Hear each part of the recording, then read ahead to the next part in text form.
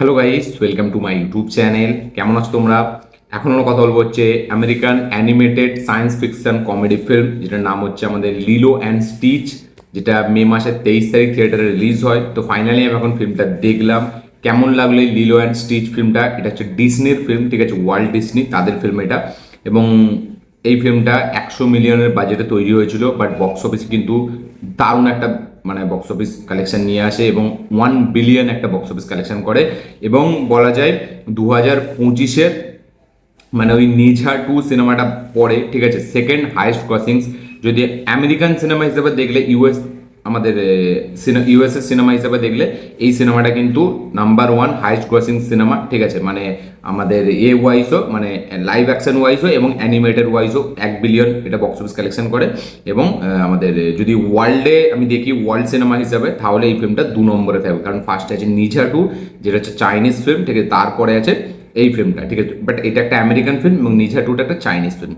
তো 100 মিলিয়নের বাজেটের বানানো একটা film 1 billion box office collection করেছে, মানেই কি ফিল্মটা হেভি, ঠিক আছে। সেই সব নিয়ে কথা হবে।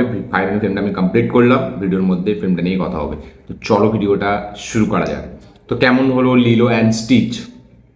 এই ফিল্মটা ওয়ার্ল্ড ডিসনিরই 2002-এ রিলিজ হওয়া একটি অ্যানিমেটেড ফিল্ম, যেটারও সেম নাম লিলো অ্যান্ড স্টিচ, ঠিক আছে। সেই ফিল্মেরই অফিসিয়াল রিমেক হচ্ছে এই ফিল্মটা, ঠিক আছে।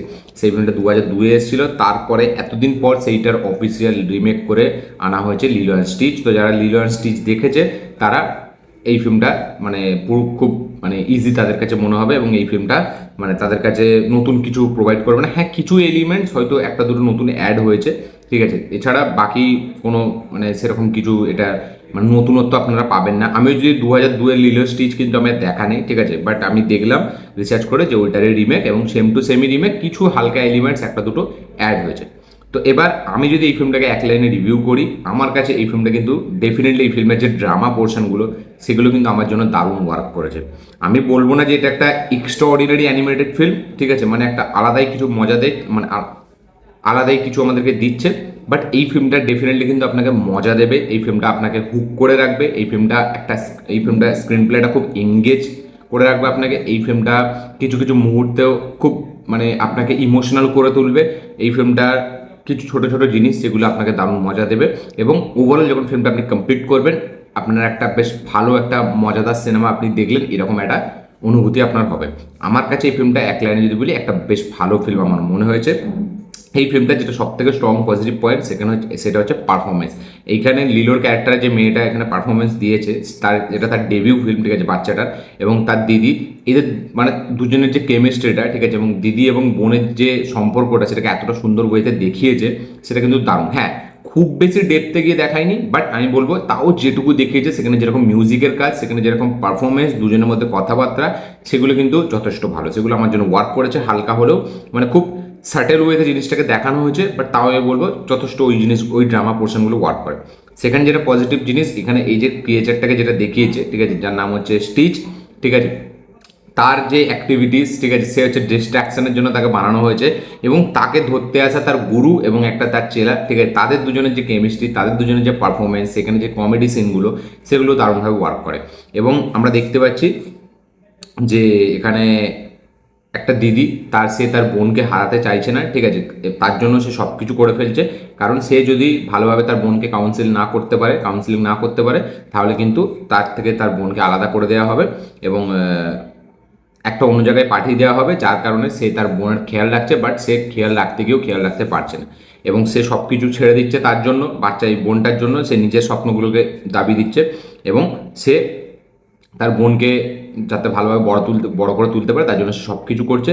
তো এই যে তার স্ট্রাগলটা, ঠিক আছে, সেটা একটা খুব ডেপ থেকে দেখা হয়নি যদিও, বাট সেটা আপনি বুঝতে পারবেন, সেটা আপনি রিলেট করতে পারবেন যে সে চাইছে না, বাট তাকে তাও করতে হচ্ছে, ঠিক আছে, এরকম একটা সিচুয়েশনে সে পড়ে আছে।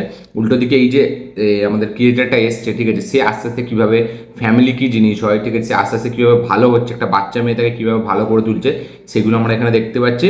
এবং ফ্যামিলি যেটা ওখানে ওরা বলছিল ওহানা বলে, ঠিক আছে, ফ্যামিলির হাত ছাড়তে নেই, ফ্যামিলির সাথ ছাড়তে নেই, ঠিক আছে, এই জিনিসটাকে যেভাবে এই ফিল্মটা দেখিয়েছে, সেটা কিন্তু খুব দারুণ। সেটা একটা ক্রিয়েচারের মাধ্যমে যেরকম বুঝিয়েছে। বিশেষ করে এখানে একটা সিন আছে যেখানে এটা এই জলের মধ্যে ডুবে যাওয়ার সিন, ঠিক আছে, সেখানে মানে সিনটা আমি বলবো দারুণভাবে এক্সিকিউট করেছে ডিরেক্টর। সেখানে আমরা দেখতে পাচ্ছি যে এই যে ক্রিয়েচারটা সে কিন্তু খুব ভারী, ঠিক আছে, বাট তাও তাকে কোনোভাবে এই যে বাচ্চা মেয়েটা সে কিন্তু ছাড়ছে না, ঠিক আছে, এবং ওই সিনটা কিন্তু দারুণ একটা ইমোশনাল সিন। ওই ফিল্মটাই এই যে বারবার বলছিল ফিল্মটার মধ্যে যে ফ্যামিলির সাথ ছাড়তে নেই, তো ওইখানে কিন্তু এই বাচ্চা মেয়েটা প্রুভ করে দিল যে না, সত্যি ফ্যামিলির সাথ ছাড়তে নেই, সেটা যত বড়ই হোক। কারণ এই ক্রিয়েচারটা সে কিন্তু ইটসেলফ খুব ভারী, সে কিন্তু জলে ডুবে গেলে তাকে তোলাটা খুব মুশকিল। তো সেই সিনটাকে যেভাবে এখানে এক্সিকিউট করেছি সেটাই বলবো বেটার।